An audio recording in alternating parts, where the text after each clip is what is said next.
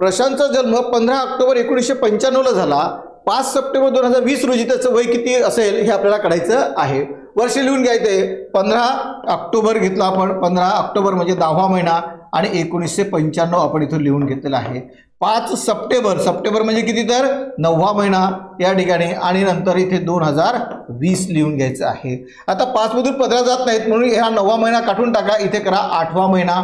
म्हणजे 8व्या महिन्याचे दिवस किती असतात तर 31 हे ॲड इथे करायचे. तर इथे 8 मधून 10 जात नाहीत म्हणून इथे सुद्धा 20 कट करा आणि इथे 19 करा आणि 12 महिने याच्यात ॲड करायचे. ते 12 आणि 8 होतील. मग 31 आणि 5 36, 36 मधून जर 15 जर गेले तर 21 राहतील.